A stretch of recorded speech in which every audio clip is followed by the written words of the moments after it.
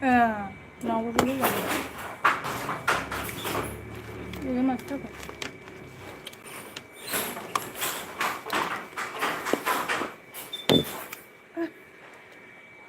그래. 어? 그래. 아, 후추. hả còn cái gì nữa mà cũng cửa không làm cái gì không mà được hả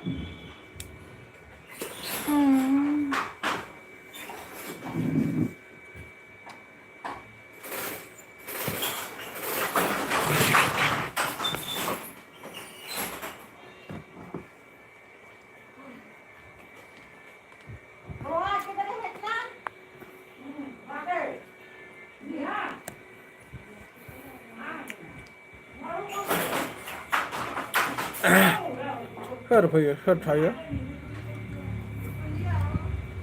Thôi sắp lại bấy. làm bài làm phải Cái bài làm phải.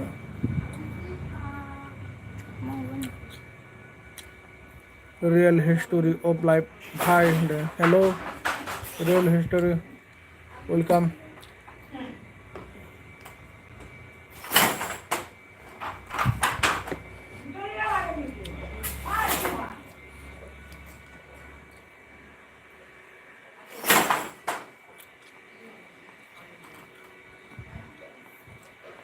Bài đầu cứ khai sen. cảm ơn khai chị cảm ơn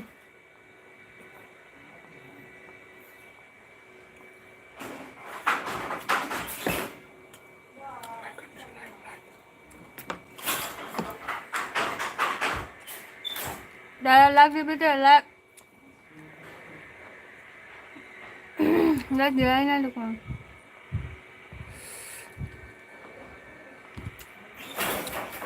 মোক চিনি পাইছে নে? চিনি পোৱা নাই আপুনি বা ক'ত কৰে কমেণ্ট কৰি আছে কোন হয় আপুনি কওকচোন ৰিয়েল হিষ্টৰী চিনি পোৱা নাইতো MD Yusuf open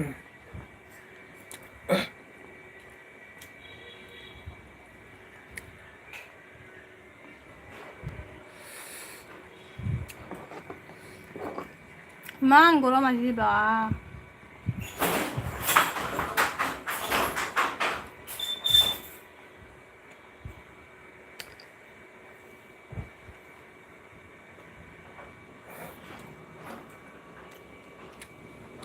real history Sualkuchi log হৈছিল শুৱালকুছিত লগ হৈছিল বা মোক চিনি পাই নেকি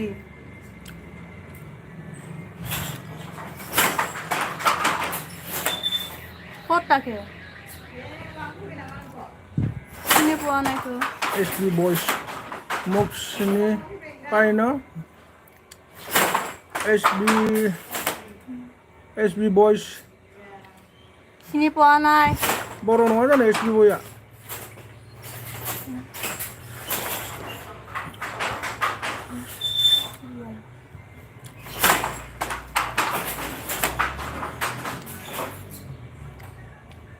আপোনালোকৰ ৰুমত আগত যে কাম কৰিলোঁ আমাৰ ৰুমত কাম কৰিছিলোঁ ओइ सासे랑 파ፌ크리바 마부등의 심리 아용등 먹방이야 나마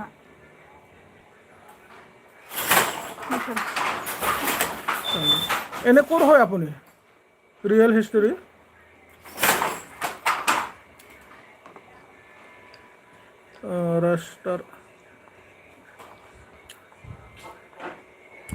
ৰাস্তাৰ আচ্ছা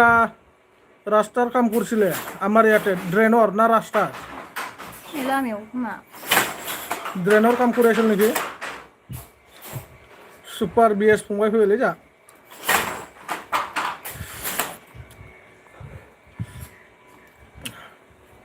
हाबा दिनै माथो बाथरि फरायग्राया गुबुनसो माथो होनदों नों देस फरायखायो आं फराया साइडआव हेल्प होग्रा लाइक जन आदा आरो बाजैनो गोजोननाय थाबाय लाइक होनायनि थाखाय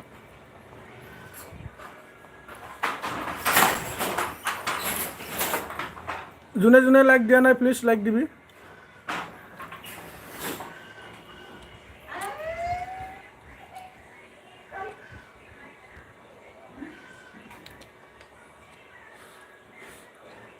Niran Boro. Ayo. Hello. Bajai. Hello Bajai. Niran Boro' hello बाजै बहानि होनदों Sonipur district. सनितपुर डिस्ट्रिक्टनि जोङो निरन बर' फंबाय नों बहानि जाखो फंबाय अननानै फोरमायदो जेबो उसुबिदा गैयाब्ला आहक সকলোৱে কমেন্ট কৰিবা প্লিজ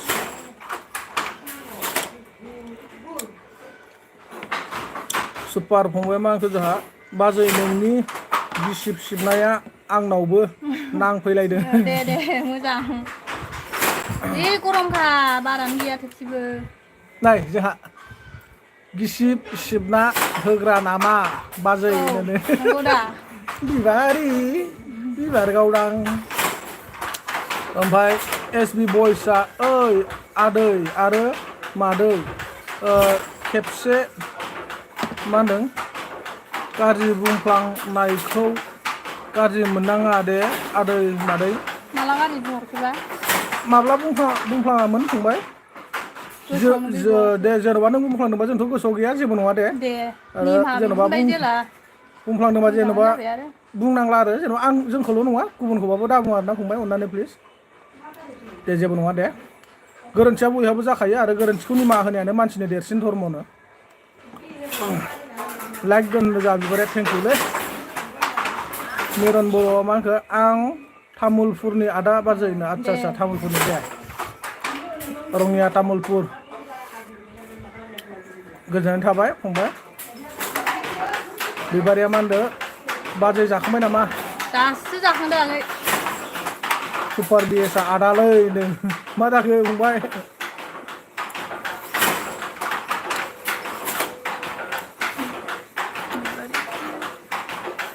नागालेण्ड आदा बाजै आं नागालेण्ड आदा बाजैनो सोङा माथो आं नोंखौ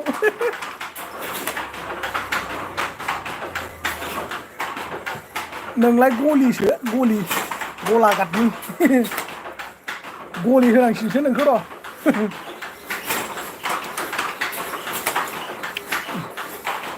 सुपार बिएस फंबाय मा होनखो माबा खालामथारदो आदा होनो सोङा नामा होनो सोङालां नोंखौ खालामनांसिगोन फंबाय नोंनो ना सोङा नामा नोमबाजैनि बिनानाव नागिरनांसिगोन र' सासे ओमफ्राय नोंनो हरनांसिगोन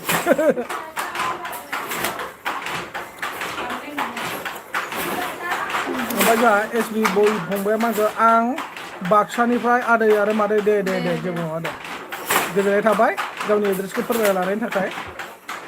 येस न' मानो खालामना लाखो आदा नों डिस्टार्ब जायो नामा कमेन्ट लिरनायाव डिस्टार्ब मोनो र' होमबा बोखारना होनि आं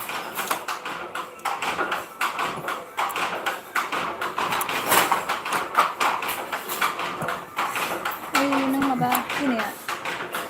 बोखारबाय दे ओइ र' गोमोथाव फैदो जोंहा बाजैया आंनि हिनजावनिफ्राय साबसिन हामसिनथारानो आदसा नों सिनायालै जों सिकिउरिटि लोगो मोनलायनाय नंगौ नामा बस नोंबाजैया नै सा खेबसे थानोनो समाया नोंदा मालाय नोंदाया साफा सेहेरा गोनां आंहा थैरें बेमारि होमबालाय नोंबाजैखौ लांदो बेवाइफोरखौ आंनो हरदो जागोन ना बस बिदि जायोदां ने दासो आगै आं नोंखौ आदानिफ्राय बिसालथियावसो ट्रान्सफार नांसिगोन खालामजायो ओमफ्राय फथायगोन बाजै एसे मा होनो हुसियार थानो दानि जुगाव हुसियार थानायानो गावनि माबा हा नालाय मैया खर' मोजांफोरजों मोना नोमा होनहरजानानै जोबोद गोजोननाय मोनदोंनो आदसा नंगौ नामा एमएमबि ओमफ्राय गोमोथावा मा जागोन र' हिनजाव लागोरनि होद लाग्रोलायनायखौ नाङालै आंनो लाबावाखैसो होनबा गोमोथाव आं होनदों लाग्रोनायखौ ना ओमफ्राय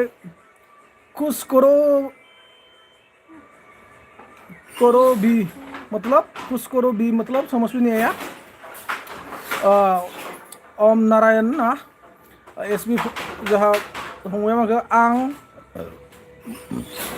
थांबाय दे आदै आरो मादै बाय बाय दे गुड आफ्टारनुन जागोन अके दे गुड आफ्टारनुन अबाव जा बिबारिया माखो खाराखै माथो एनसि ब्र येस न गैलाथ' इयाव आंनाव इयाव गैला माथो नुजासिथ' आं इन खालामबायमोन ना नुजायाखैथ' इयाव होफिनबालाय नै बिदिसो जासिगोन होफिनबाथ' बिदिसो फैबाय नै सिखारफिनबायसो ओमफ्राय सुपार बिएसआ आदा ओरैनो धेमालि आरोना औलै बुजिखायो फंबाय आं धेमालिखौ ओमफ्राय जोंहा मा होनखो बिबारिया इदावना लाफैबावदों नों एमएमबि होनदों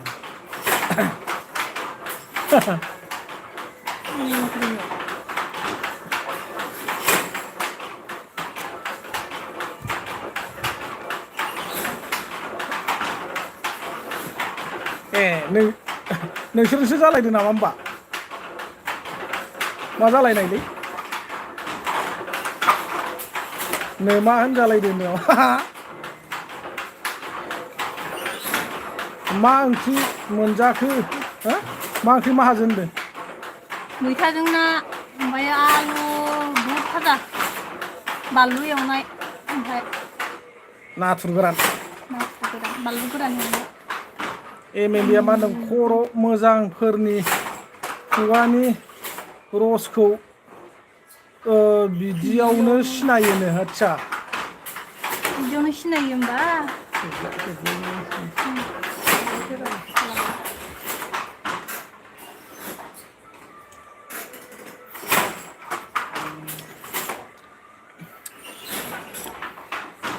लाइक दालो पहले लाइकआ होदि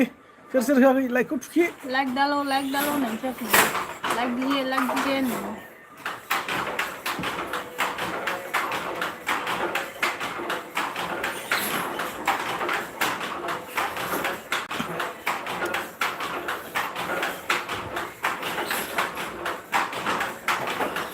सुपार फंबाय माखो आदा मैयाना दाखालि नोंनि भिडिअखौ नायदोंमोन आं माबा फाइनेल भिडिअ नुनाया मा जाखादों बेखौ माबा खालामबाय आं प्राइभेट खालामबाय एसे प्रब्लेम फैदों ओमफ्राय दाया मावबाय नालाय बुंजाबाय नोंनि आखलावनो बुंजादों होनदों आदसा मिथिसार दैमारि फैदों जोंहा हेलौ आदा बाजैनो हेलौ दा बाजैनो हेलौ फंबाय फै वेलकाम गोमोथावा मा होनदों गोथाव दे आंबो जाहैग्रोनोसै दे माहाजोन औ दे जाहैग्रो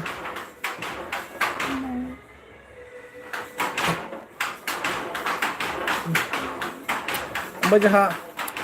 लामा जानजि दलमा मा नाम नैबे लामा जानजि दलमा प्लिज सपोर्ट बैक दिनसु कमेंट गर्नुलो मुझे नेपाली मालूम नहीं भाई हिंदी में बोलना पड़ेगा और इंग्लिश तो बिल्कुल भी मालूम नहीं इंग्लिश सुपार फंबाय मांखो नोंना बै हिनजाव हौवानि भाइरेलखौसो सोंदों बेनोथ' फंबाय प्रब्लेम फैदों एसे बेखायनो प्राइभेट खालामनो गोनां जाबाय मिथिसार दैमारि माथो दावरावथार होनदों जि दानायनि दावराव जादों फंबाय जि दादों दानोसैसो आंबो दानोसैसो जि दागासिनो दं बेखायनो दावराव जादों आखल मोजाङा बुजिया सोमजिया मालायनि एलबियाव बिदि मा होनदों एग्राङो नामा आखल मोजांब्ला एमएमबि होनो MK official hello hello MK official super bias फंबाया मा गोजा दे आतसा दे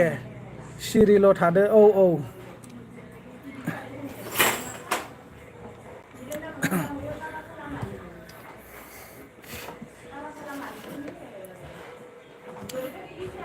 MK official hi bro like them thank you MK official and most welcome Raju G7 hello big brother hello small brother आइए प्लीज कमेंट कीजिए बिबारिया माने दालाय सोर एरदावखो नोंना आं MMB बुं गरला ओमफ्राय सुपार बिएस माने अन थेंक इउ जायहा खुगायाव गोहो दङ बेहा मोजाङैनो सिनाय जायो आरो सोर खर' मोजां खर' गाज्रि कमेन्टआव नायब्लानो सिनायगोन आच्छा सुपार बिएस फंबाय होनदों रदे आदा आं दुगैनि जानोबो सम जाबाय औ दे फंबाय दे राजू G7 कहाँ से हो ब्रदर मैं असम से है और आप कहाँ से है प्लीज बोलिए हायनारि ब्रह्म HN ब्रह्म आदाया अबेनि हायनारिया बे मानसिफोरनि लाइफआव गिदिंग्राया नंगौ न'आ जाथों जाय हक गोजोननाय थाबाय हायनारि नुजाफैनायनि थाखाय जों जाबाय सनितपुर ढेकियाजुलिनि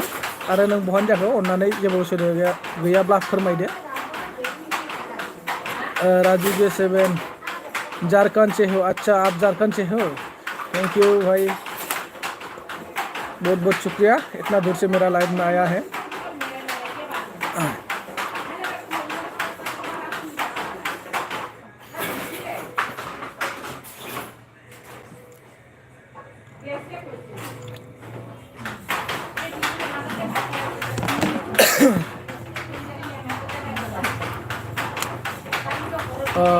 हायनारि ब्रह्मया मा होनखो जोंहा ब्रह्मया आं क'क्राझारनि आदा आच्छा दे गोजोननाय थाबाय हायनारि अरुण बसुमतारी फैलायबाय जोंहा बाजैया जोबोद समायनानो थेंक इउ मुसुलखान मिथिसार दैमारि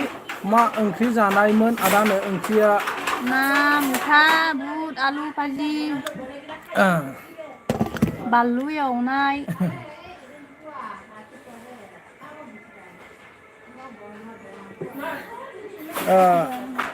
नोमा होननाय रावखौ बबेयाव बुंनांगौ बेखौनो मिथिया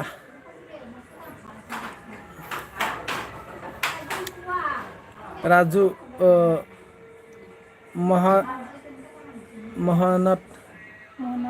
मेहनत करो हम लोग सपोर्ट करेंगे ठीक है भाई थैंक यू अब मुझे सपोर्ट देने के लिए हायनारि ब्रह्म बाजैया अबेनि आदा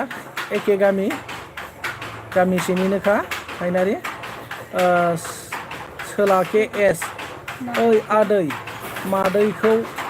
गदाय लाबाय नामा औ गदाय लाबाय ओमफ्राय बिबारिया मा होनगोन सोरनि हिन्जाव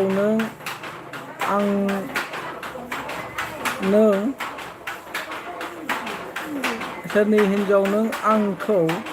सिनाया नामा मालायजों बेबादि बुंनो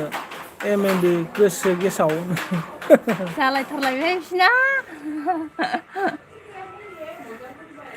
दा इदिनो बारा जालांलायगोन र'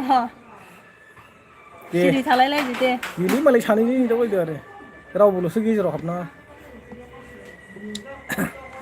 ओमफ्राय जोंहा इन्टारेस्ट मारिलायदो हिनजावजों जोजानाय माराम हेलौ हिनजावजों जोजानाय वेलकाम सानजि फिसाय MMB नो ओमफ्राय हिनजावजों जोजानाय राधे अरे लाइकखौनो होथाराखै माथो रावबो कोई भी लाइक नहीं दिया रे मानसिफ्रा आरो आयु नायदों लाइक तो डालना चाहिए लाइक डालो बात करते रहो ओमफ्राय सोलाके एसा बहा दं आंखौ सिनायाखै नामा सुमेनसो आं फटकखौ मोजां नाय सुमेन राङाफारानि सिनायहरानो बेसेबांबा गोजानाव साफायनायसो खाथियाव थाबा सिनायगौमोन बहा दं आंखौ सिनायाखै नामा सुमेनसो आं फटकखौ मोजां नाय ए सुमेन दादै नामा राङाफारानि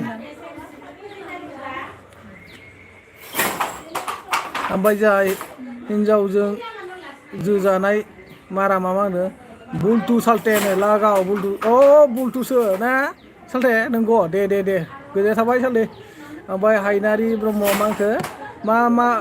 ओंख्रि जाखो बाजै नों ओंख्रिया दिनै माबा मैथाजों ना इनिफ्राय आलु बुट भाजा बानलु भाजा ओमफ्राय बिबारिया मा होनखो नोंनि आखलानो नोमा बुंजानायखाय मेबि ओमफ्राय सोलाके ओं होनदों आदसा बहा दं ओमफ्राय न'आव दं ना बबाव दङ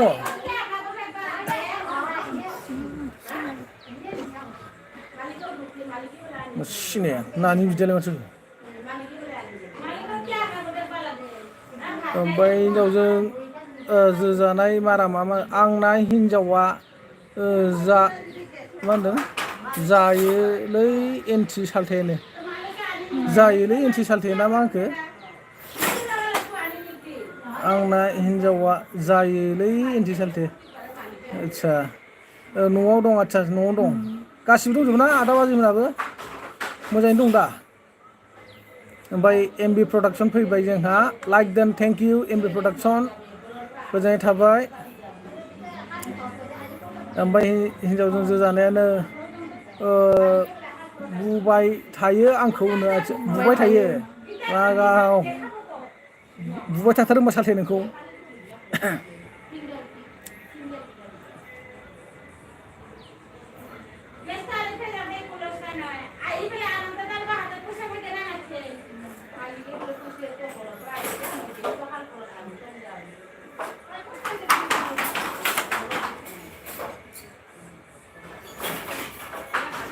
अन जा एमबि प्रडाक्सना ओमफ्राय एसबि क्रिएसन फैलायबाय जोंहा नै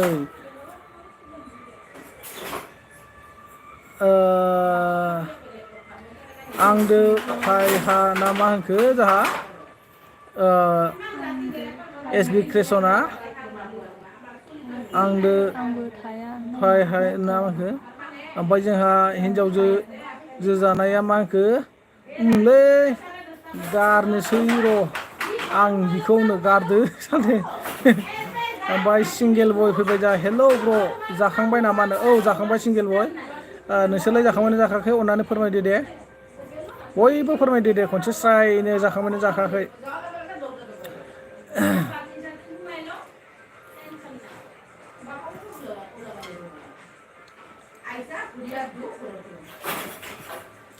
ओमफ्राय मा ओंख्रि जानाय सालथे ओंख्रिया माबासो सालथे मा होनो खोन्थाहरदो मैथा ना आलु बुट भाजा ओमफ्राय जा सिंगेल बया मा होनखो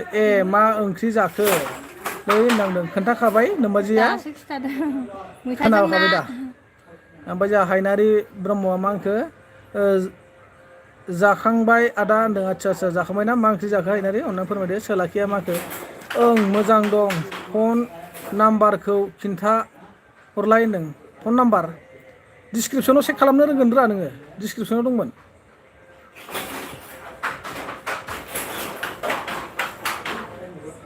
ओमफ्राय बिरजय बसुमतारिया मा होनदों जाखांबायमोन सारमोन दे मा ओंख्रि जाखो अननानै फोरमायलायदो जा सिंगेल बया आं जाथ'वाखैलै ब्र'ना आदसा दे ओमफ्राय जा हिन्जावजों जोजानाया मा होनखो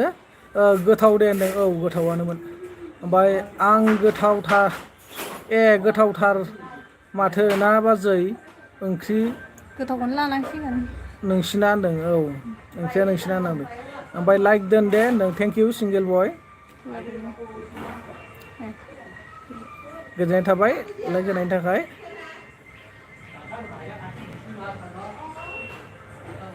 सुमेना डिसक्रिपसनाव चेक खालामनो रोंदों ना रोङाखै नाम्बारखौ ओमफ्राय नाम्बारा नानिनाव दंथ'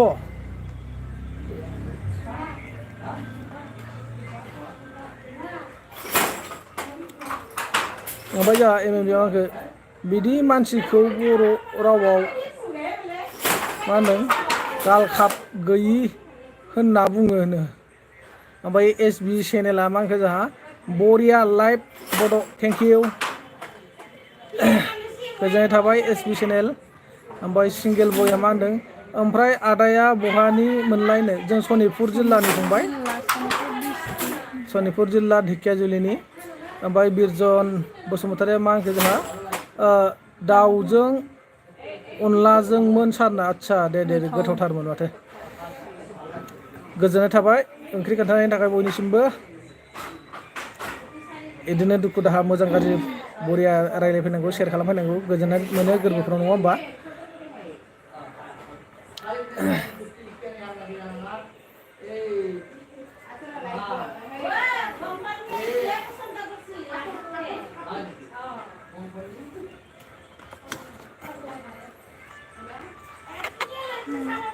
ओमफ्राय जोंहा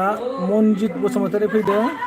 बाजैया साफालै माथो आदा नोंना होनदों थेंक इउ गोजोननाय थाबाय फंबाय बिबाजैखौ बाख्नायहरनायनि थाखाय सोलाखिया पि दैमारि ब्लगखौ नाय आदैनो पि दैमारि ब्लगा सोरनि नोंनि नामा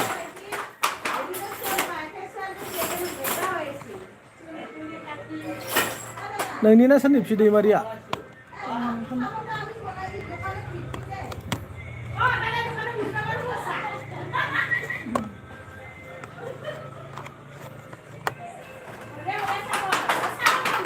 ओमफ्राय ओंखाम जाबाय सुमेन आबसिमोना मोजाङैनो दंना आरो सासेयालाय उन्दैया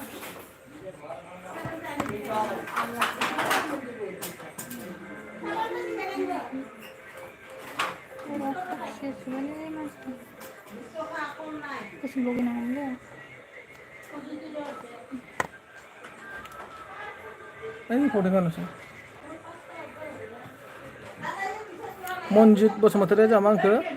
लाभ मेरिड नामा आदा नोंसोर सानैना औ फंबाय नंगौ नों थिगखौनो सन्देह खालामनानै सोंदों लाभ मेरिड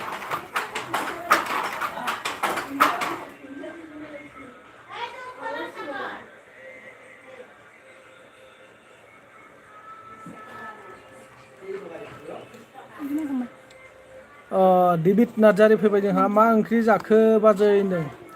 माबा मा होनोमोनलाय मैथाजों नाजों ओमफ्रायो आलु बुट भाजा गोजोननाय थाबाय जोंहा दिबित नार्जारिनिसिमबो नुजाफैनायनि थाखाय गालखाब गैयै रावखौ नोंनो बुंग्रोदों MMB सानजि फिसायनो सोलाखि जोंहा मा होनखो जाखांबाय दं जाखांबाय दं जाबाय दं मोजांनो जोंनिनो पि दैमारियानो आदसा नोंसिनिनो आरोना दे माबाफोर भिडिअ बानाय नामा सर्ट मुभिफोर सर्ट भिडिअफोर जागोन दे आं दा सार्च खालामना नायगोन आरो नाम्बारखौ मोनबायबा वाट्सएपआव लिंकखौ हरना दोन ओमफ्राय सिंगेल बया मा होनो नोंगौ नामा ढेकियाजुलि मा गामि आदानो हुग्राजुलियाव गोलैयो जोंना हुग्राजुलियाव खावब्ला सेन्टार ओमफ्राय SB चेनेला मा खबर आदा आरो बाजैनो खबरा जोबोद मोजाङैनो दंथ'यो दासान्दि र' नोंसिनि अननायाव बा इसोरनि अननायाव जोबोद मोजाङैनो दङ मनजित बसुमतारिया जा मा होनो माथो रायलायनायालाय जोंनि क'क्राझारनि बायदि जायो एखेनो आं क'क्राझारनिखौ बेलेग मोनखायाथ' ओमफ्राय ओरै जोंना बरपेटा माबा एसे बरपेटा बाक्सा नैथिंसो एसे बेलेग खोनायो आं आरो क'क्राझारनिजों जोंजों सेमसो खोनाखायो आं मनजित नोंथां ओमफ्राय जोंहा राहुल एन बड' जिप हेलौ गुड इभिनिं आदा एन बाजै गुड इभिनिं फंबाय गोजोननाय थाबाय नुजाफैनायनि थाखाय सोलाखिया होनदों दे दा नायगोन आं ओमफ्राय बर' रावखौ बुजियोब्ला बुजियोब्ला मालायजों मानो फानजानायमोन जिबौनि सालाय बुंदों बानायो होनदों आदसा सर्ट मुभि बानायो आरोना दे ओमफ्राय पियार जासुला फैदोलै आयौ पियार जासुला अरिजिनालसो जागोन ना सोर जाखो आसोल मोनफैदों जोंहा नै जराथार माथो होनदों औ जराथ' आरो नोंसोरजोंसो हाला अबाव सिख्लाफोरजों रेलवे स्टेसन मानि बासथाबजोबजानाय जाबाय मालाय आरो माबायाथ' सासेया मामोनलाय फेथ्लाया सिख'लायजानाय जाबाय माथो ना ओमफ्राय जोंहा सोलाखि एसा मा होनदों मादैया साफा जाबाय माथो होनो नोंमादैया ना हामलांजोब्बायसो ओमफ्राय सिंगेल बया मा होनदों औ सेन्टारनि नेमाबो खावब्लासो होनबा ना आदानो औलै नाम मोजां दङ नाम मोजां थानो रोंदिया खावब्लायाबो ओरैनो थायाखै गोदो जा मोनसे समाव हारिनि मुङाव जांख्रिखांनाय आफाद दंमोन नङा होमबा थैस' थांस'नि थाखाय पुलिस मिलिटारिफोरनिफ्राय खारखोमानानै थानो गोनां मोनसे आफाद दंमोन दा नैबे बिथांमोना माने बेयाव गुलि थायोमोन नालाय बेखायनो माने जेथिंखि थाङा जेथिंनिफ्राय फैया बिथांमोनखौ ग्राब नुयोमोन नालाय बेखायनो बे सेन्टार नामखौ खावब्ला दोनस्रानाय जाबाय आरोखि ओमफ्राय मनजित बसुमतारिया मा होनदों देलै आदा नोंसोरबो बि टि सि आव हाबबा मोजां जासिगोन हाबबाथ' जोबोर मोजां जागौमोन फंबाय मा जालाङो उननि बाथ्रा नायनोसै लासैनो ओमफ्राय जोंहा एस बि चेनेला मा होनखो मा नेम नोंनि आदानो आंनि नेमखौ फंबाय नोङो अननानै दुखु दामोन चेनेलावनो डिसक्रिपसनाव हाबनो नायदो गाहायाव दङ बुंथिगिरि आरो फोसावगिरि होननानै लिरनाय दंखायो नैयावनो चेक खालामना मोनगोन आरो नङाब्ला एन्टि ब्रह्मनि फुल मिनिंखौबो मोनगोन बेयावनो आदानि नैबे नोंदानि नाम आरो नोमबाजैनि नाम मोनजोबगोन दा 6 दिनसो जाबाय भिडिअ होनाया नैयाव नायहैबा मोनगोन आरो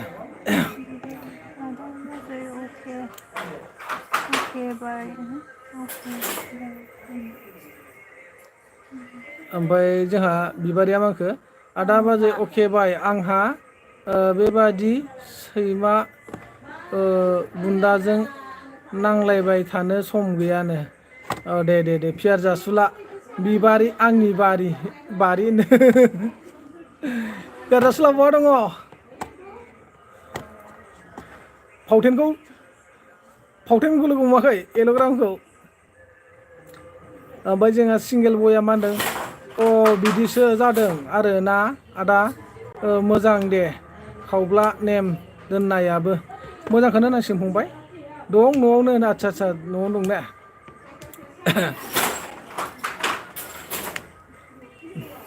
ओमफ्राय माबाया खेलाया माला जागोन पियार लटारिया आंनाबो मोजां नायजोबनाय जायाखै भिडिअफोरखौनो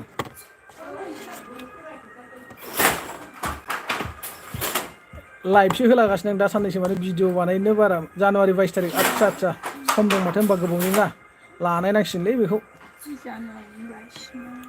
मा जायो खाफालाव गोदान बोसोरनि मुङाव लानाय नांसिगोन मोनालै जाजायानो 2025नि माबाया लाखिफ्रा मोजां जाबाय बेबा ग्राव सौग्रावबायनो मानाय बासा तेजपुर टु गुवाहाटि नै सालायनो बुरिखौनो हिन्दिमोन दोनगोन आंहा नङाबा दायबराव थाखा खांनायाव एसे दिगदार जागोन ना हिनजाव मानसिया बुरिखौ सालायहोनोसै आं लागायसै गुवाहाटि होनलायथारसै आरो ओमफ्राय जोंहा एस बि फंबाय मा होनखो एस बि चेनेलाव हाबनानै नायै थांनो आदसा एस बि चेनेलाव ना फंबाय जागोन दे कनिमाया माखौ मिनिफैखो सिंगेल बया अके दे होनबा ना आदा आरो बाजै आं ओंखारथ'बाय दे उनाव लोगो मोनगोन ना बाय औ दे फंबाय दे ओमफ्राय जोंहा अजित नार्जारि फैदों मा खबर फंबाय सनानो मोजां अजित बसुमतारी आदा जोबोर मोजां खबरा नोंसोर आदामोननि अननायाव बा इसोरनि अननायाव मोजां दंथ'यो आसा खालामदों नोंथांमोनाबो बर्थमान मोजाङैनो मोजां दं इसोरनि अननायाव ओमफ्राय जोंहा मनजित बसुमतारी सारा मा होनदों दे आदा बाजै ने नामाव लाइक होबाय आंनो थेंक दे इउ दे गोजोननाय थाबाय मनजित बसुमतारी फंबायनिसिम सोलाखिया मा होनदों न'आव माला फैगोन मादै आं फुजा बायबा खावब्लायावनो न'आव थाहै थांनायाथ' फुजायाव मा जायो र' नायनि थांनाय जायोना जाया खावब्लायावनो थाहैयो खावलायाव खाला फाहाराव दंफां बाननो आदसा खालापाराव फैयो खालापाहाराव नायनि र' फुजायाव होमबालाय थांनाय न'खौलाय जायोना नोंलाय माथो जाया न'खौ माथो नोंलाय नुखानाय हाबफैयाबो माथो हाबफैबानो जायोना थैनोसैसो आबैया दाख्लै थैसोसो जेन थेनसो लाखिनो हादों थैबा नुनायसो नंला नोंसोरो हामाखैनो दाबो मोजाङै इसोरबो बाहेरायावसो दंहैयो मालाय आदै उन्दैमोनाबो ओमफ्राय आदा आंबो गाखोगोन मा होनदों बासखौ मोनबा होनदों दे जागोन दे बयखौबो खनसे स्राय थिखोना फ्रियाव गुवाहाटियाव फुलुला लायनानै दोनफैजोबगोन आं फ्रियाव माबानानै थांफिनायाव माजों थांगो आं मिथिया दे दैथुन फैनायावल' बर'आ मा फ्रियाव होनदों बाजै दे आदाखौ खनसे फुदुमहर आयौ खावलायावनो फुदुंखायो ओमफ्राय खनिमाया होनदों मा ओंख्रि जायामोन आदा होनदों मैथा ना आलु बुद भाजा खोनाखाबाय दा खनिमा नानि एस बि चेनेला आं दोनथ'नोसै आदा औ दे फंबाय दे हामा मोननो नाङा मोना मोना फंबाय हाबाब एथ' मोजां सापर्ट होफैनायखौ हामा मोनबा बोरै जानांगौ जाखो मोना दे उइलसन राय फैबाय जाय are you from Manipur thank you Wilson Roy but I don't not English please Hindi tell me do you Hindi speaking please like दोन रुपानो थेंक इउ बाजै एन हाउस ओमफ्राय जोंहा अजित बसुमतारी भिडिअ कमेन्ट ना मा होनो जोंना बाजैया मोजां थेंक इउ गोजोननाय थाबाय अजित बसुमतारी नार्जारिनिसिम दैथुन बर'आ मा होनदों दे खुदुमदो बाजैनो जालालै बिसोरो खनिमा ब्लग गोथाव माथो बाजै आंबो जागौमोन नो बहा मोनजानो दोनाखै नोंनो गोजानाव होआखै आं होआ गावहाबा दाख्लै माबा ना बारलिलाय माबालाय हारसिं गोथाव गोथाव जादों ओमफ्राय एमबि प्रडाक्सना जि मिनिबाय जोंहा फंबाया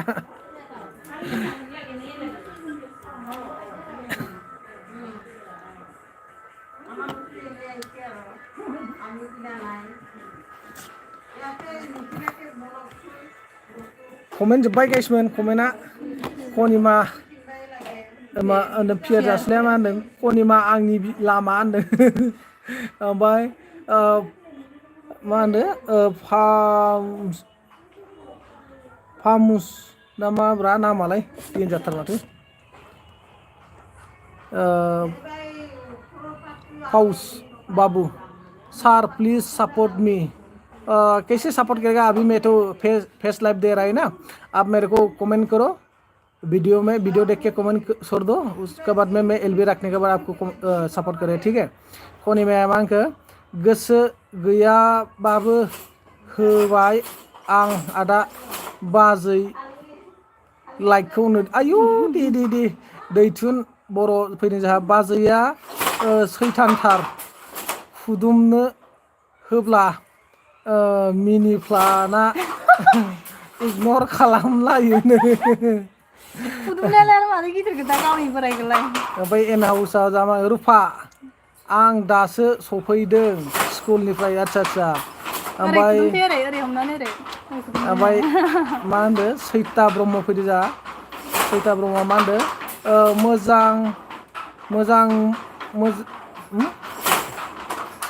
मोजां जागो मोजां जागोन बाबु बिदिनो लाबोबाय था बिदिनो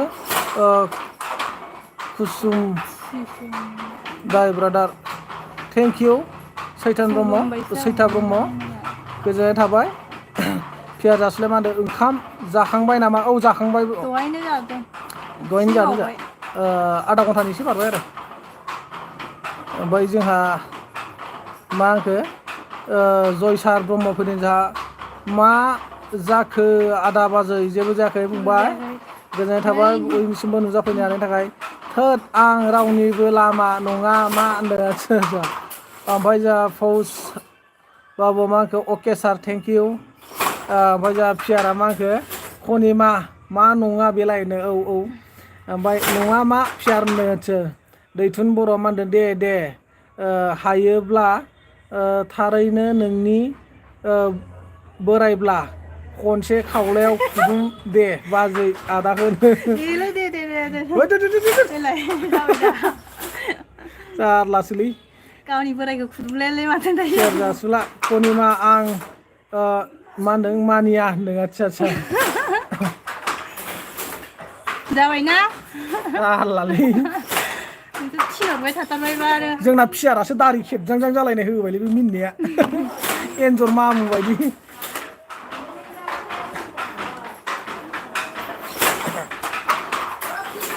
खम जारला होनदों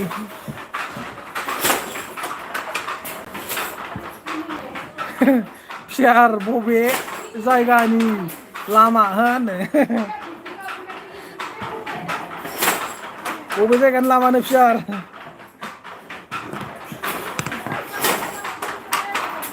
दैथुना मा होनदों मानि मारबाय दे आं बाजै आदा नोंनिनो मार सयथिबोनो गोजोननाय थाबाय फंबाय गुड इभिनिं तरुन त्रिपुरा फियार जासुलाय मा होनदों आंखौसो दुखु होदों नोंसोर फुदुं लायनानै मा दुखु जाखो नोंहालाय गैया नालाय फाग्लाया माबाजों मटुखौ बोबथिंग्राफोरजों थांदों फियार जासुलाय मा होनदों आंनि न'नि लामा होनदों ओमफ्राय जोंहा अजित नार्जारि फंबाय माखो जोंना बिनानावा नायनो मोजां दख' फंबाय बबेनि जाखो मोनथाय होनदों जों सनितपुर दिखियाजुलिनि अजित नार्जारि आदा जों सनितपुर दिखियाजुलिनि तरुन त्रिपुरा निउ subscribe me I am from Tripura thank you but friends I don't know English please do you Hindi understand Hindi tell me please ओमफ्राय नागालेण्ड बर' हेलौ नागालेण्ड बर' most welcome दैथुन बर' मा होनदों आदा बाजै ओंखाम जाबायना होनदों जाखांबाय फंबाय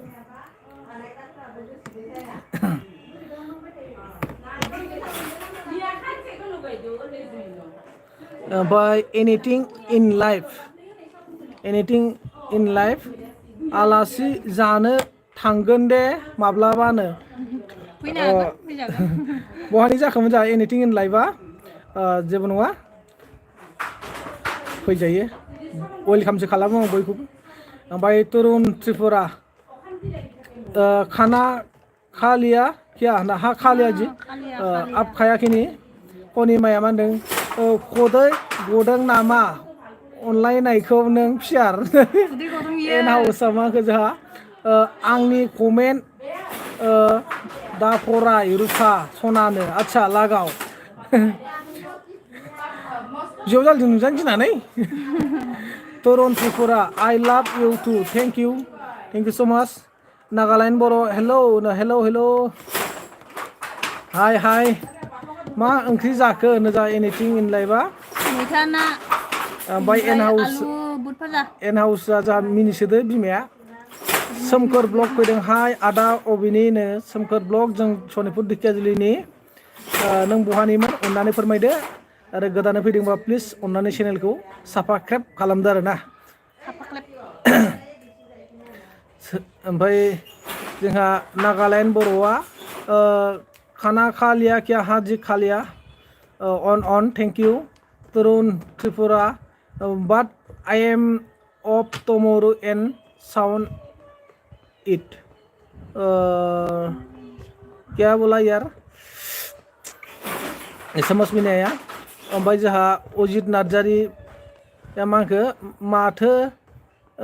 ओंख्रि जायामोन फंबायनो ओंख्रिया माबासोमोन मैथा ना ओमफ्राय बुटजों आलु भाजासोमोन आदा अजित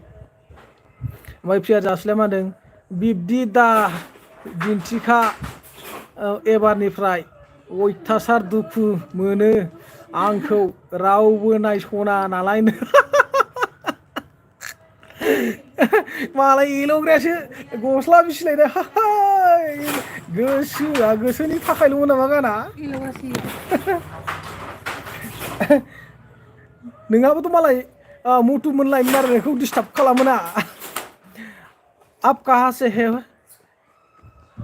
हम असम से है तरुण त्रिपुरा हम असम गुवाहाटी से अभी लाइव आ रहा है लेकिन हमारा घर तेजपुर में है रुफा सना नों आंनि खा आं नोंखौनो नेना दं रावजोंबो हाबा जायाखै आं रुफा आरो लागाव लागाव लागाव नेबाय थादे बाजै दै एकदम नेबाय थाथार रावजों थांखानाङा खिन्थु ओमफ्राय दैथुन बर' मानखौ फियार जासुला नों गैला आदा मा होनदों दांगुवा जाना थानांसिगोन खोनादों फियार ओमफ्राय जोंहा नागालेण्ड बर' मानखौ एनटि ब्रह्म आपका बिजनेस सब्सक्राइब कर दिया मैंने थैंक यू मोस्ट वेलकाम बहुत बहुत शुक्रिया ओमफ्राय जोंहा मा होनखो नागालेण्ड बर'आ बारा बर' रोङा नामा अननानै फोरमाय ओमफ्राय जोंहा मा होनखो खनिमाया लादो नोंबो फियार बिदिनो सुदुम जानो मोनगोन नोंबो औलैना खनिमा नागालेण्ड बर' हेलौ हाय दावहारु फैदों जोंहा बसुमतारी कारेन्ट गैया नामा आदा बाजैखौ जा मा होनदों सिबनाय सिबहोबाय साइडआव होनो बाजै सिबहोनो माने कारेन्टआ दङ फंबाय हा दावहारु फंबाय फांखा गाज्रि जाना दं बानायाखै आरो गोजां बोथोरबो मोनखायासै नालाय बेखायनो देहायाव नांदो आरो नागालेण्ड बर'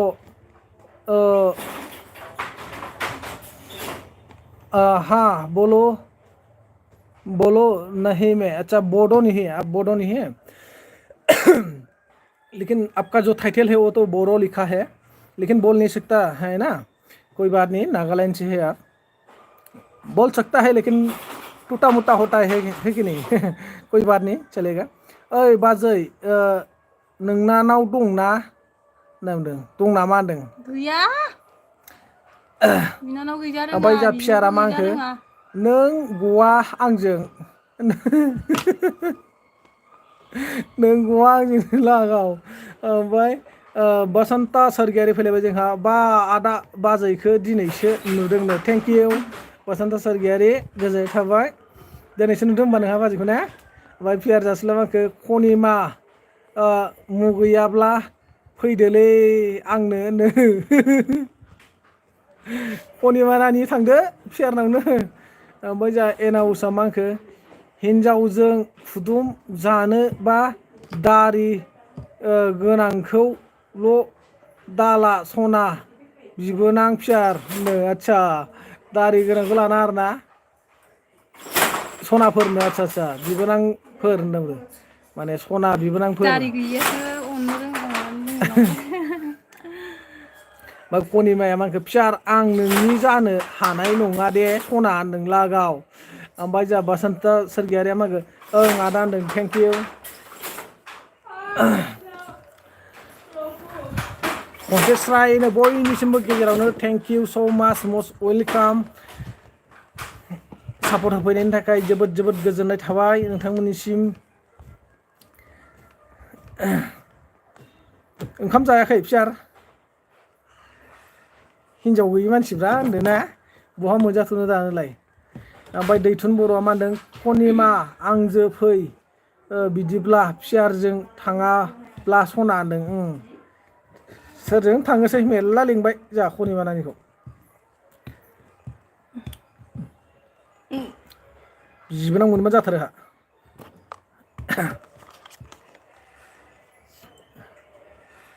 ना बारलि जाहोनो हागोन ना सोंहरखा खनिमा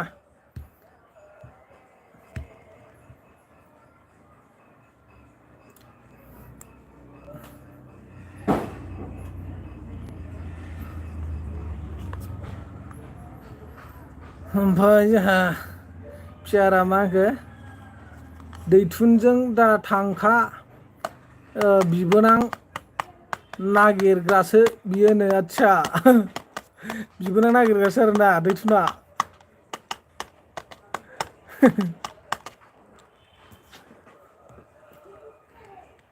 ओमफ्राय खनिमाना मालाय गारिया मा होनदों लाइसेन्स दंखायो दां होनदों दंखायो दां होनदों आरो ना बारलि जाहोग्रा दंखायो ओमफ्राय दैथुना मा होनो ओइ फिसार गुमै नोंनानाव आंनि नोंनानावा आंनि लागाव फिसार बिनानावखौसो लायनोसै आरो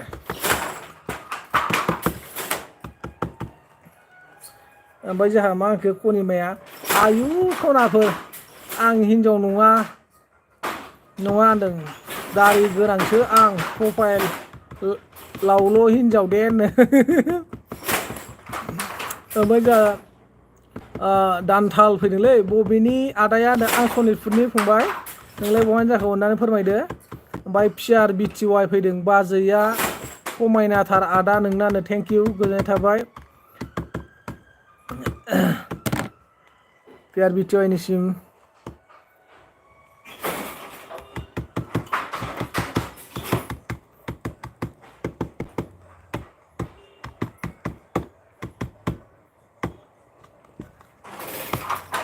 ओमफ्राय दानथाला मा होनो तामुलपुरनि आंनो थेंक इउ फंबाय गोजोननाय थाबाय तामुलपुरनिफ्राय नायफैनायनि थाखाय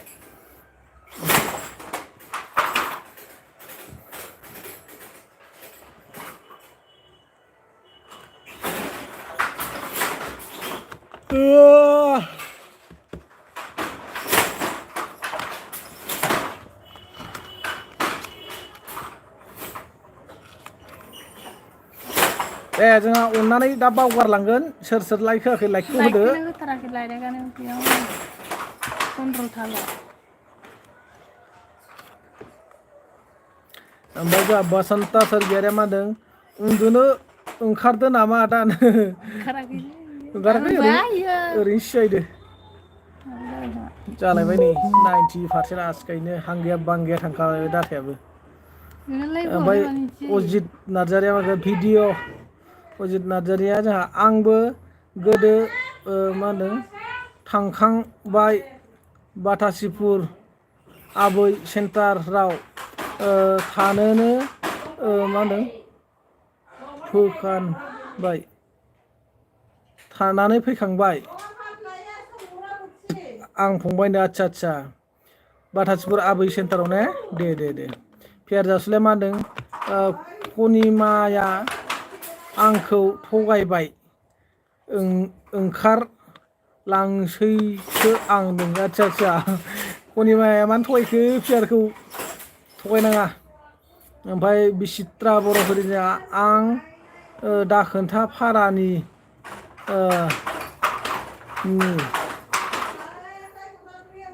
दाखोन्था फारानि फिनिदोंलै आदा होनदों बुजियासैलां फैदोंलै आदा होनदों दाखोन्था फारानिफ्राय ओमफ्राय खनिमा होनो दैथुन सना जागोन दे ससे थांजागोन मा होनदों सानफ्रोमबो ना बेदर जाहोनांगोन दे होनदों सानफ्रोमबो ना बेदर जाहोनांगोन हनै र' सना दा ओंखारथ' दे होनदों सना होनलायथारबाय एबाराव हले फियारखौ ओमफ्राय आंबो बावना दङमोन बिबारि सैमा बुन्दि सैमा फाग्लिजों नांलायना लाइक होफिनबाय आं ब्र'नो थेंक इउ बावगारलायनाय नांलायथारबाय नामा सागर शर्मा दुक्का क्या दुक्का यार सागर शर्मा दुक्का मतलब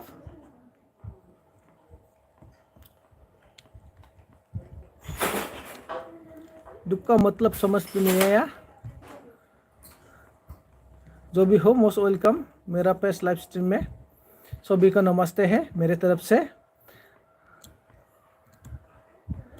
नागालैंड बरो good thank you Thank you so much.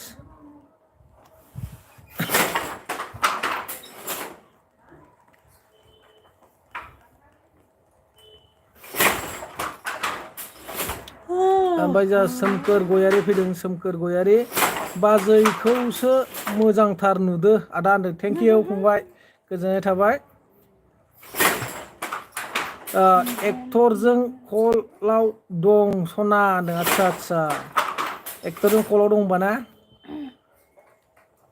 दे रायलाय फिसारा मा होनदों आयौ हाबाब होनदों खनिमा होनदों आदा बिगुरसो आं मा होनो सोरसेनि जाबावनो हानो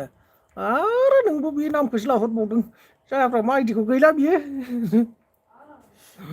सोर सासेनि जाबावनो आरोना जादो नों दहाय होननाय बायदिनो फियारनाव ससे दैथुनाव ससे थांदो ओमफ्राय बासन्ता सारगियारिया मा होनदों बै बाजैनि उनखै थानाया मा बेलायनो बाजैनि उनथिं बै स्प्रिं बायदिया ए बे दै फुदुंग्रा बे गोजां बोथोराव दै गुदुं खालामग्रा दै गरम खालामग्रा ओमफ्राय नागालेण्ड बर' गुड थेंक इउ ओमफ्राय एनाउसा मा होनदों दा कल रायलाय माबा माबि मा होनदों लिरहरफ्लांगोन आंनि कमेन्ट दा फरायसै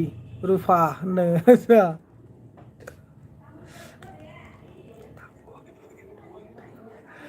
एमएमबि सैमा साग्ला नाम लायाब्ला थानो हाला नामा मा होनदों भद्र मा होनदों मानसि साग्ला होनो ओमफ्राय जोंहा पियार बिटया मा होनदों साबेसे दं आदा नोंस्रानो जोंहा जोंनि पार्सनेल फेमिलिया 3 दं ओमफ्राय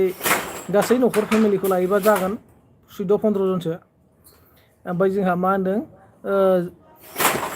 जाजु खारेब जालु खाख्रेबसोमोन खोमा खारेब जादों आरो जालु खारेब बाजैखौ बोरै फथाया आदा एसे फोरमायदो नो बाजैखौ फथायलायाखैलै जोंहा ओरैनो मोजां मोनलायबाय आं नोंखौ थोबाय होनना बुंबायनो आंखौ थैना थोआ होनबाय थैयो होनलायबाय 6 दानसो मोजां मोनलायबाय सैमा अरलाय होबाय बिदि आरोखि ओमफ्राय पियार जासुलाया जाहा माखो आंथ'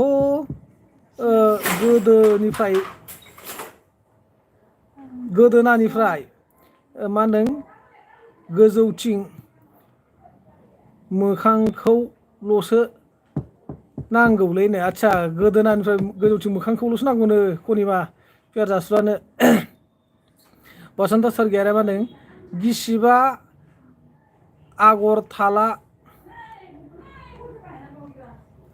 थाला गोनांलाय माथो आदा होनदों औ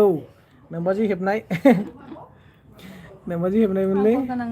ओमफ्राय दैथुन ब्रह्म मा होनखो जाहा बाजैखौ जा बिउटिफुल नुदों आदा थेंक इउ गोजोननाय थाबाय फंबाय ओमफ्राय बिबारिया मा होनदों आंहासो बे एमएमबि साग्ला मा होनदों मैमा बुन्दाजों सैमा बुन्दाजों नांलायना